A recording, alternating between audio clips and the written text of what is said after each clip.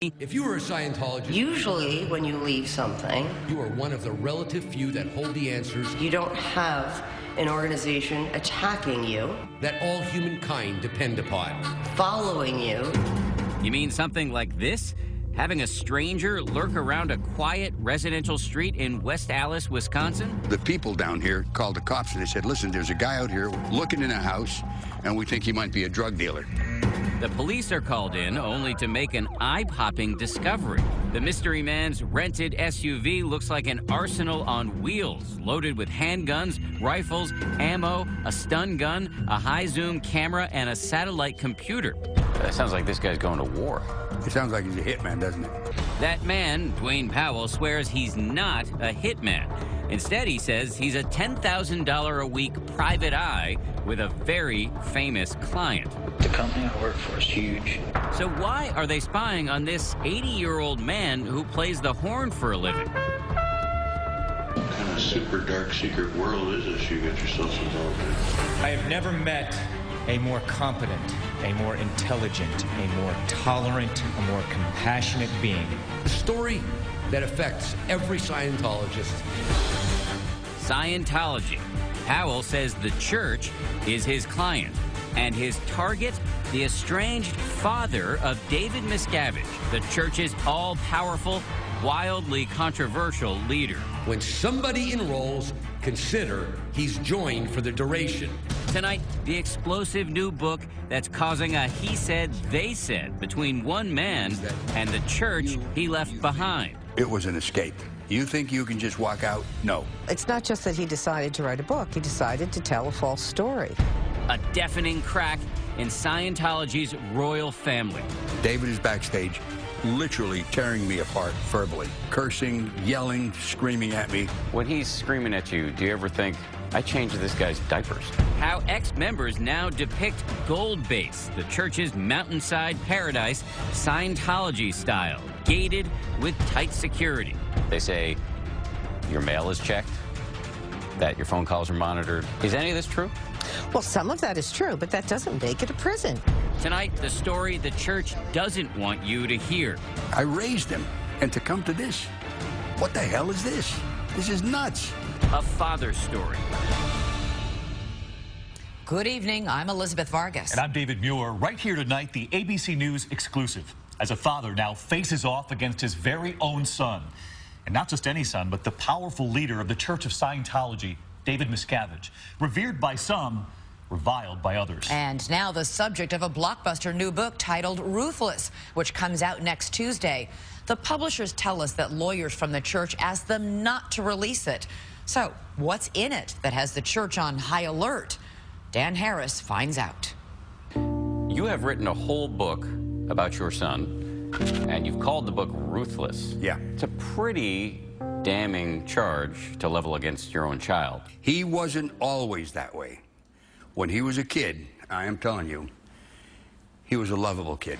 Ron Miscavige says long before his son became the almighty leader of one of the most controversial religions on the planet, How much must one do to call themselves a Scientologist? before all those speeches to cheering crowds of believers, and before all that elbow rubbing with celebrity Scientologists such as Tom Cruise, John Travolta, and Kirstie Alley, David was just a regular kid growing up in this middle-class neighborhood in Willingboro, New Jersey. They had 4 kids over there. Phyllis and Gil had 2 girls. Aluminum siding, public swimming pools, children bicycling in the street. Ron, a salesman and aspiring musician, is raising 4 kids with his wife Loretta, the oldest, Ronnie, David and his twin sister Denise, and their younger sister Lori. So you spent 12 years right here on the street. 12 years right here, yeah. Ron says young David was a strong student with an even stronger will. David's not a big kid, Not at all. and yet he was getting into fights. He's a tough kid. I mean, for his size, he's like a stick of dynamite, you know? In your book, you describe him having a habit of saying not so kind things about other people, even as a boy. Yeah. It seems to me from reading your book, to you, in hindsight, that's a bit of a red flag.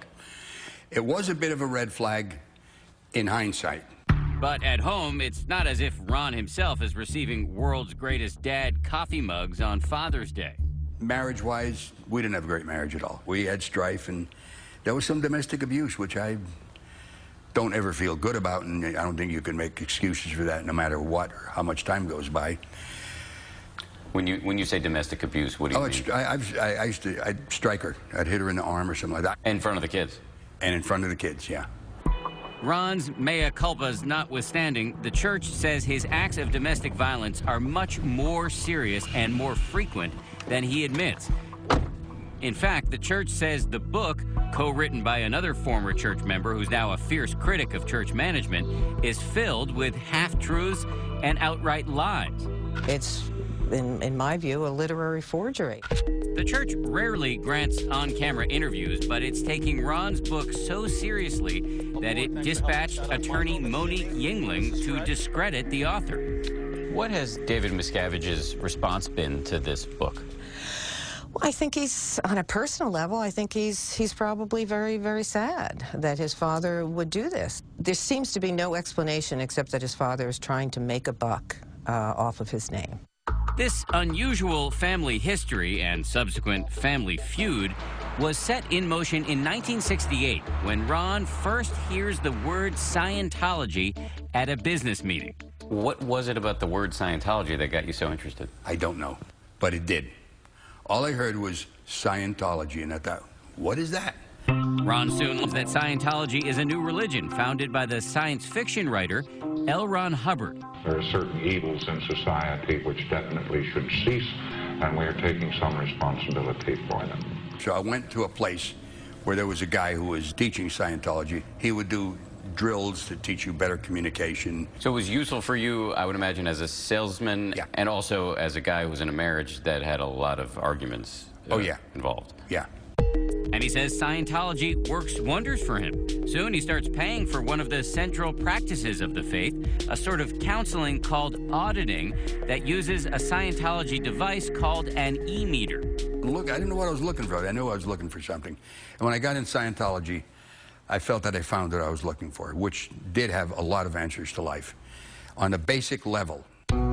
So many answers, so many life-changing benefits, Ron feels a duty as a parent to introduce his son David to Scientology as well. He hopes that somehow the auditing can help with his son's biggest problem, a nasty and recurring case of asthma. He would get severe attacks. These must have been terrifying episodes for you as a dad. That's putting it mildly.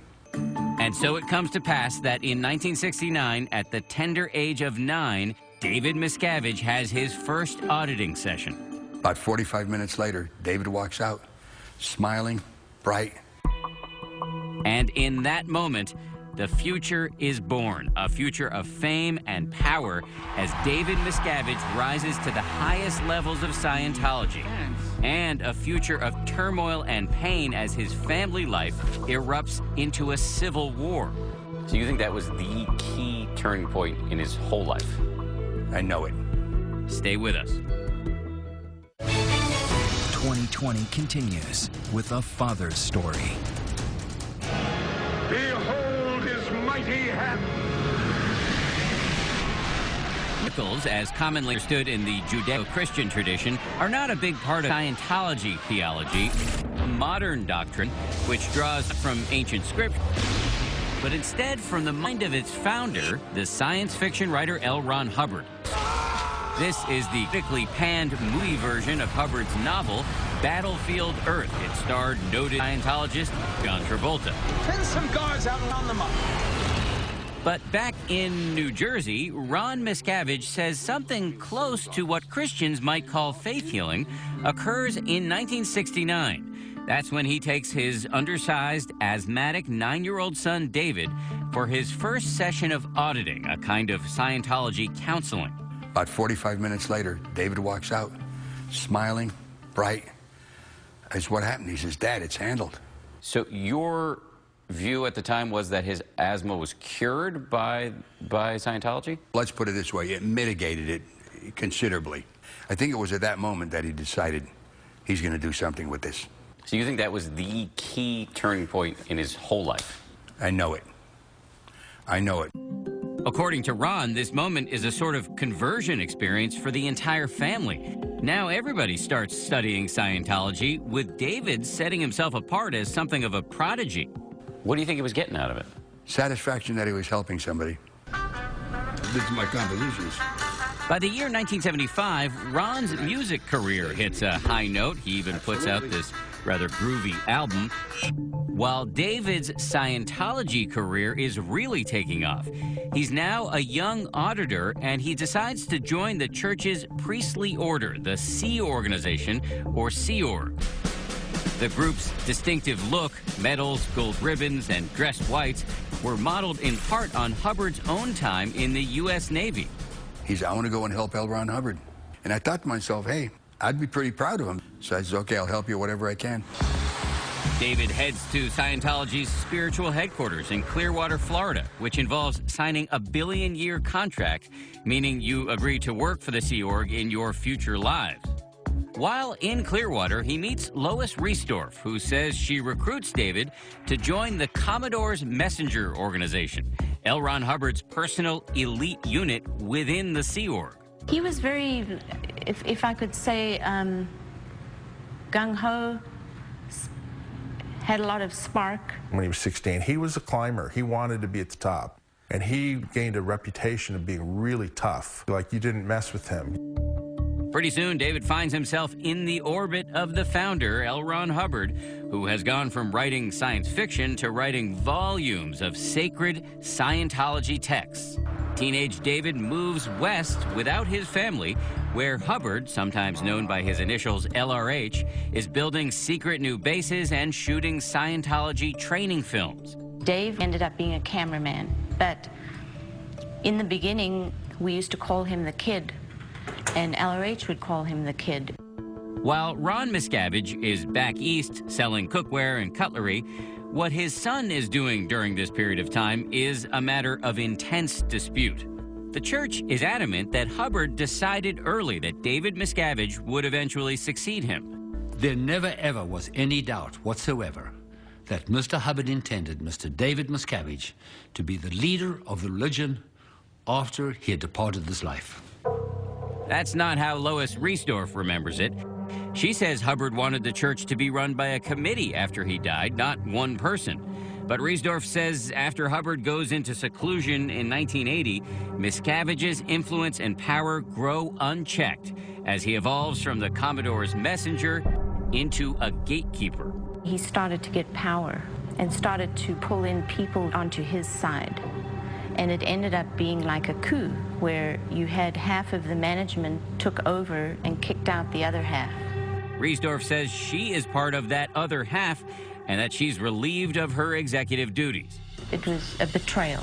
In the book, you say that your son really developed a taste for power in the Sea Org. There were no checks and balances on him at a certain point where he could just go ahead.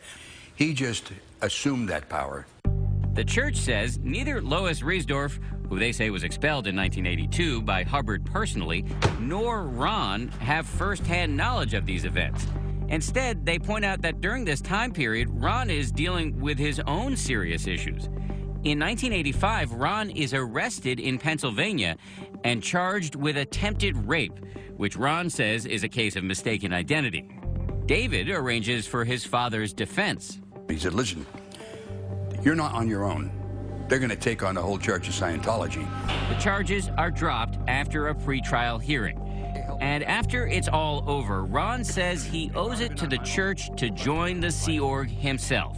I could have possibly been convicted of something that I didn't do and end up going to jail. I feel I have to help him. David told him that his father needed to turn his life around. Despite the fact that in a 2012 article in the Philadelphia Inquirer, the church called Ron the victim in this case, Scientology officials are now playing a different tune, accusing Ron of deliberately playing down the seriousness of the charges. The church has gone from calling Ron Miscavige a victim, in the words of the church, to now raising questions about whether he's whitewashing the whole thing. So the only thing that's changed between now and then that I'm aware of is that Ron decided to write a book. Well, it's not just that he decided to write a book. He decided to tell a false story. What is not in dispute is that in 1985, Ron moves to California, divorces his wife, and dons the uniform of the Sea Org. And Ron says shortly after coming aboard, he sees that his son has changed. And I saw him, I says, "Hey, Dave." And he turned to me and he looked at me like, "Who are you talking to?" No words were said, but that glance told me those days were over. I could never do that as a father to a son. In 1986, David Miscavige announces a seismic event for the church. L. Ron Hubbard has died. The being we knew as L. Ron Hubbard still exists. However, the body he had could no longer serve his purposes. The next year, David officially becomes the head of the church, taking the title Chairman of the Board. He is now alone at the top. From now on, he will be the star of the church's Olympic-sized celebrations. He will lead the church through some of its greatest triumphs, like winning its tax-exempt status.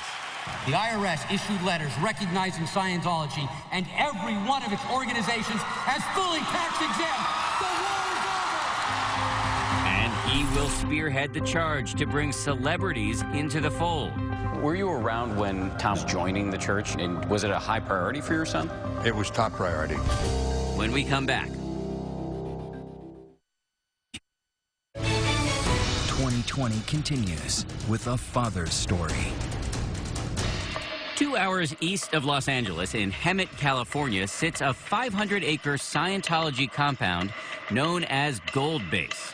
The church characterizes the base as a slice of Scientology utopia. These official videos show a spotless complex with state-of-the-art facilities, gorgeous landscaping, and flowing fountains. They tell us the food here is great, too. When she arrived for her interview with 2020, Scientology attorney Monique Yingling brings along these baked goods as edible proof. If you talk to the staff, they'll tell you it's the workers' paradise. It couldn't be a better place to work. This is where Ron Miscavige works after signing up for the Sea Org in 1985. At first, Ron says he enjoys himself. He joins the band and gets to play all over the world. That's him jamming with Scientologist and soul legend Isaac Hayes. What's more, he believes he's helping to change the world through Scientology. On a more personal note, he meets his second and much younger wife, Becky Bigelow. So Ron is happy for a time, but he says he can't help but notice his son's sharp-edged new management style. David is backstage, literally tearing me apart verbally for 55 minutes, cursing, yelling, screaming at me. One night at a church event in the late 80s where Ron is performing, he says David gives him an extended tongue lashing with other people looking on. When he's screaming at you, do you ever think, I changed this guy's diapers? No kidding. Of course I did. Of course I did. And that isn't the only time it happened. Look, I'm the one that got him in Scientology. I raised him, good or bad. And to come to this, what the hell is this? This is nuts. The church insists Ron doesn't actually know much about David's management style because they simply didn't spend much time together. The thing I find disingenuous. David was busy with much bigger things, like conducting this live interview on ABC's Nightline with Ted Koppel in 1992. You want to bring me up an allegation, you confront me with it. And, of course, there were the celebrity Scientologists to manage. I'm gonna get there first. Like King of Queens actress Leah Remini. Now a vocal ex-member who published her own memoir about her life in the church, Troublemaker, last year. I think David Miscavige loves his position and power, and he uses that power to hurt people and comes down hard on anybody who questions him. Leah is a big deal, but there is no more prominent celebrity Scientologist than Tom Cruise, with whom David bonds in 1990 during the filming of Days of Thunder. What's the relationship between your son and Tom Cruise?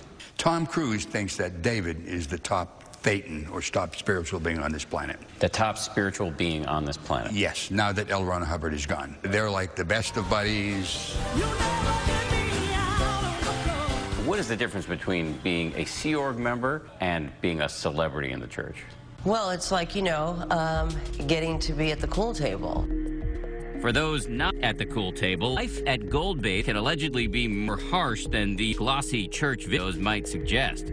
By 2006, Ron and Becky move on to the base, as most staff members are told to do, and soon, he says, they start chafing at some serious restriction. I'm living on a compound where your mail going out is read before it's sealed and sent out, where before you get your mail, it's opened and read before you get it. And your phone calls? Phone calls, you're on the phone, somebody else is listening on an extension.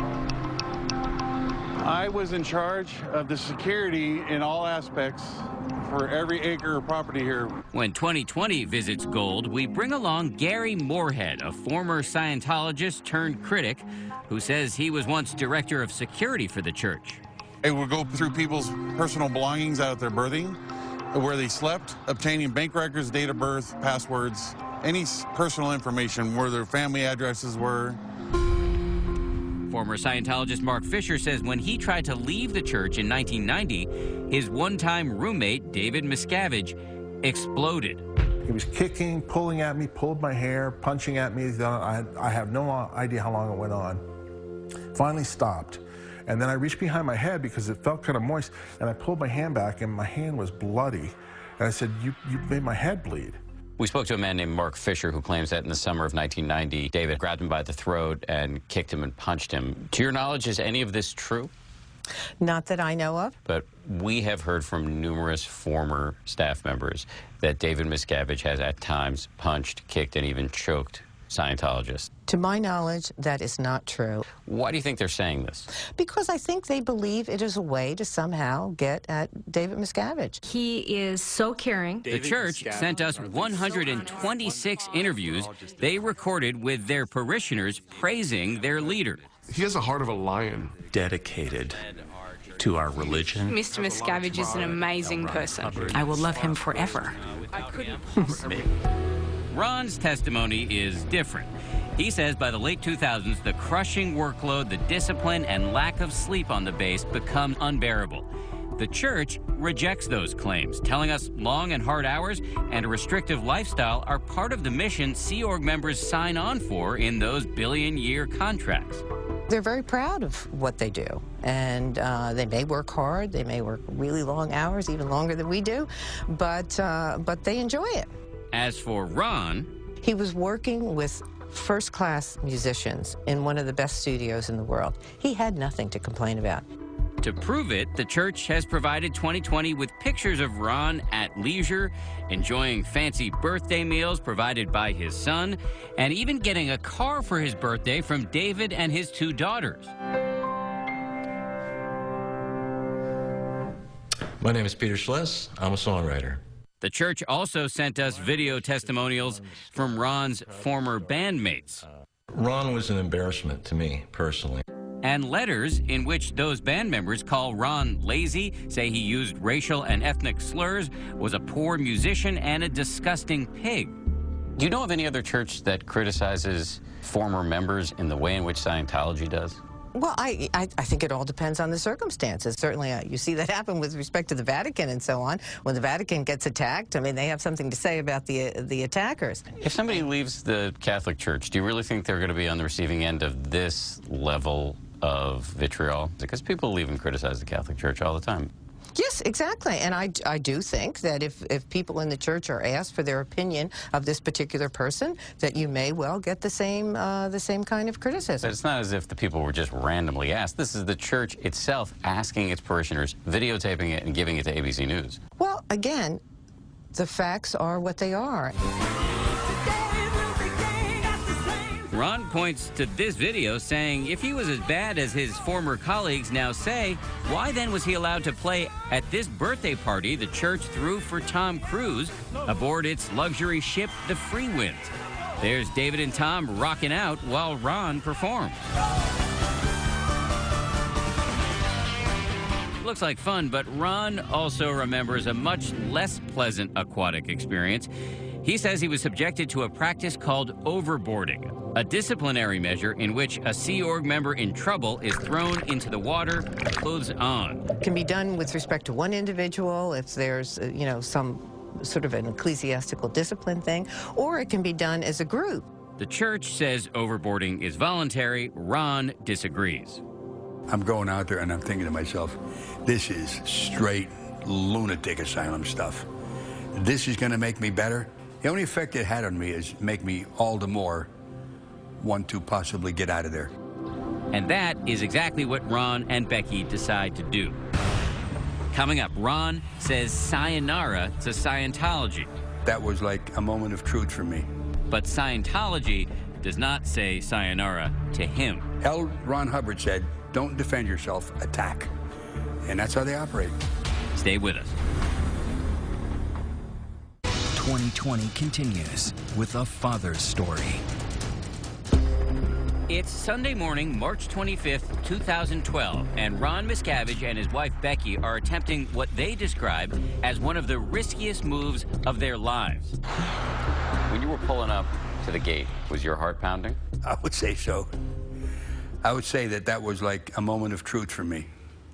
For months, they say they've planned what they call their escape from Gold Base by conditioning the guards into letting them make regular Sunday trips to the music studio across the street.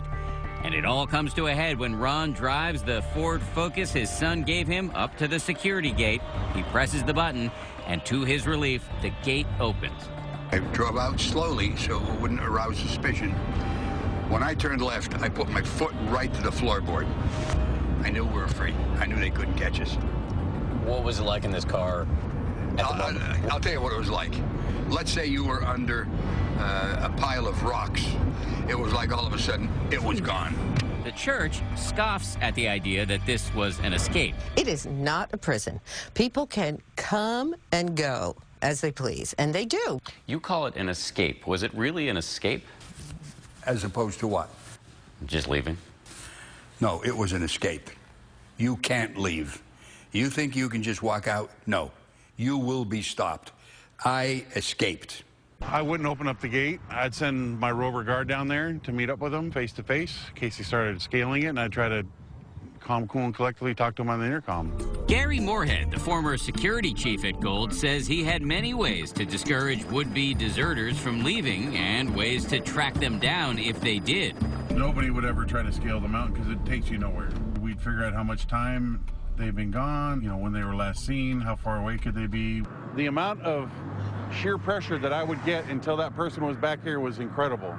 Once Ron and Becky are off the base, they drive for 3 days, heading straight to Wisconsin, where Becky's mother lives. What were those first few hours and days like? Undescribable. Undescribable. When Leah Remini hears that Ron, the chairman of the board's father, has left, she reaches out. I tracked him down. I called him, and I offered my support immediately because I know he must have felt alone when leaving, and I just wanted him to know that we were willing to take them in. That's a big offer. What made you feel motivated to do that? Because there is no, there really is no place for them to go unless they have family, which is very rare outside of the church. That may be why, despite all of Ron's complaints about David and the church, he soon sends his son a letter asking for money. He did give you $100,000 to buy a house. Absolutely, yeah. And that letter, I said, hey, listen, I've spent a lot of years in the Sea Org. I couldn't live under those conditions. I have very little money paid into Social Security. If you can give me some financial help, I'd appreciate it. Why do you think he did it? I go back and forth thinking that maybe he read it and he's thinking, he is my old man and he's old. Maybe I'll help him out.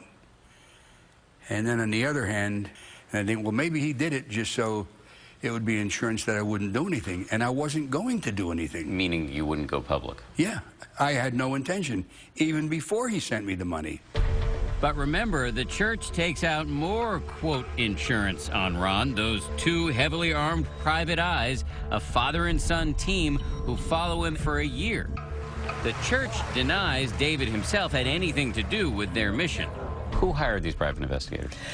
Attorneys working for the Church of Scientology. So attorneys working for the church would hire private investigators to follow the father of the leader of the church without telling the leader of the church? Yes, lawyers use private investigators all the time for, varieties of reasons, and it's just no big deal. Well, it seems like a big deal to Ron, especially after he hears what the PIs told police about an incident outside this grocery store. Here's what happened, okay? I thought my cell phone was going to come out, put my hand on the T-shirt pocket where the cell phone was to stop it from falling out, and that looked to the PIs like I was having a heart attack. David called my dad and said, if he dies, he dies. Don't intervene. It was a mandate from David not to... He just said, don't go intervene with it. Let it happen. If it's time, it's his time. When you heard that he allegedly said this... It was a shot to the head. It was like somebody punching me in the chest with a sledgehammer. What did it lead you to conclude about your son? That his position in the church and his public relations and his image meant more to him than a father. The church produces this statement from Dwayne Powell, the private investigator who now says he never spoke to David Miscavige and that both the police and Powell's own son, Daniel, his partner, got it wrong. I have the police report here. Dwayne Powell, the father, the private investigator, said that he saw Ron grab his chest, was concerned. A man named David got on the phone and said, if he dies, let him die. It's not true. And Dwayne Powell has said that it's not true. The police stand by their report, telling us, quote, there is no confusion. With the church, they will deny everything. Probably going to come out with stuff on me that's going to make me look like I'm the worst person who ever lived. This is their modus operandi. L. Ron Hubbard said, don't defend yourself, attack. And that's how they operate. Coming up, it's Miscavige versus Miscavige as Ron's other children join the fray. Here are some of the things your daughter's saying. Quote, our father beat our mother senseless in drunken tirades, averaging 2 violent attacks with his fists per week. It's such a lie. It's beyond belief. And 2020 tries to speak to the man at the center of the storm, David Miscavige himself. We were hoping to talk to David Miscavige if he's here today. Stay with us. 2020 continues with a father's story.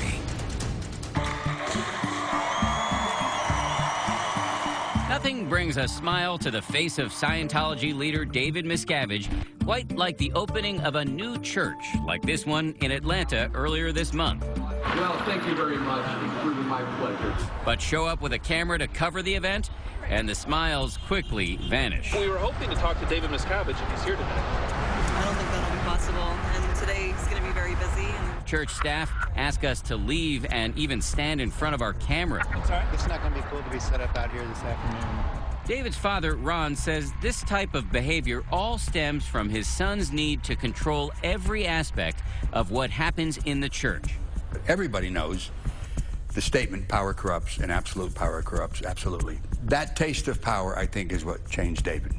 And Ron says one of his son's most powerful tools for controlling Scientologists is a policy called disconnection, where, according to critics, church officials pressure parishioners to cease communicating with family or friends who leave and criticize the church. I think it's terrible. I don't think you could do a worse thing to a person than have him split up his family so they won't talk to you anymore. You lose your children, and they do it. This is what Ron says happens with his 2 daughters, Denise and Lori, not long after he leaves the church. They won't talk to me. My grandchildren don't talk to me, which is their kids, and I've never met some of my great-grandchildren.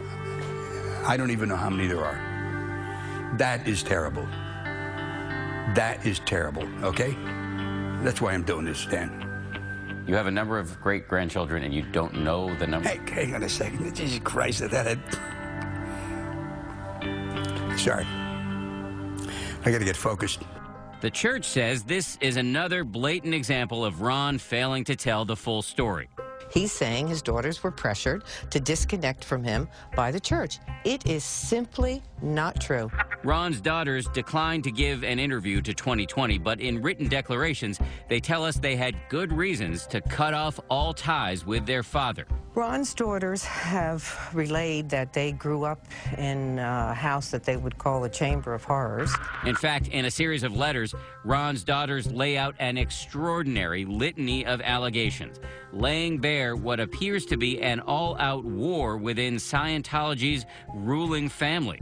They tell us that he was more violent with their mother than he now admits, and that he was violent with them as well, striking them frequently with his fists and his belt. Ron says he spanked the girls occasionally, but did not abuse them. I never thought that they would resort to this. I knew that I was going to be discredited, and I want David, who probably wrote this stuff, you come on television and confront me in person. Ron's daughters say the final straw for them was their father's decision to move in temporarily with their older brother, Ronnie, who they say abused them physically when they were children. Ronnie Miscavige wouldn't speak to us either, but his father did address the charges. He denied it totally. And when they were growing up, I never knew or never even heard that any of this went on. Ron says his daughters are being manipulated by the church to denounce him and his book. If his daughters really hated him, he reasons, why did they chip in to buy him that car on his 70th birthday? Why did they send him 75 gifts when he turned 75? And why did Denise send him this warm Father's Day card? Dearest Dad, happy Father's Day. I love you, Denise. And this is after you left the church. That's right. As for the church, it says there is a policy of disconnection, but that it's a voluntary choice made by the members themselves, not under pressure. Scientologists know what the policy is, and it's a policy that they want to abide by. They do believe that their spiritual progress would be impeded if they continue to communicate with someone who just attacks the church nonstop. Increasingly, this issue of disconnection within the church has been bubbling up into the public view. Just last month, this billboard went up in Los Angeles condemning the practice. 2020 gathers a group of former Scientologists, some of whom you've already met, who say they've lost loved ones to disconnection. By now, it may not surprise you to hear that the church denounces all of these people as enemies of Scientology, whose relatives had ample reason to cut them off. My name is Skip Young. My name is Shelley Britt Correas. My name is Lori Hodson. This is my sister. This is my son, Craig. These are my children, Jeremy and Jessica. And that's the reality of the Church of Scientology under David Miscavige's regime. People are not lying. Their pain is real. Their daughters are not talking to them. Their sons are not talking to them. There are people who don't know, have never met their grandchildren. This is real. It's a real thing. Coming up, a special reunion and Ron's message for his son. After everything that you say has happened, after all of that, can you forgive him?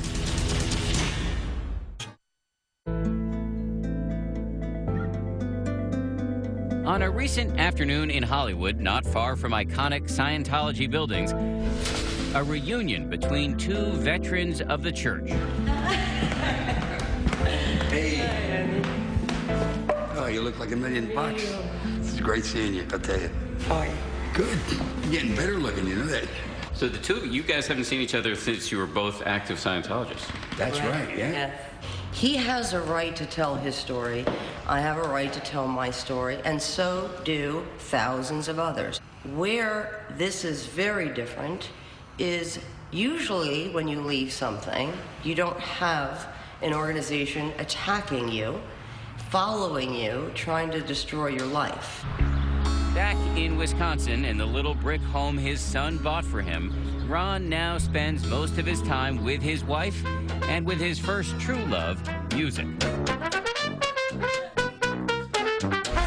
As for his son, despite all the nastiness now erupting into the public view, this father insists he still nurses hope for reconciliation. After everything that you say has happened, can you forgive him? Yeah. It's the only way anybody can move forward. Ron said that he forgives his son. He has nothing to forgive. His son has done nothing to him but care for him. Do you still love him? Yes. Hard to believe, isn't it? If he were here, And if he would do it, I'd shake his hand and I'd give him a hug.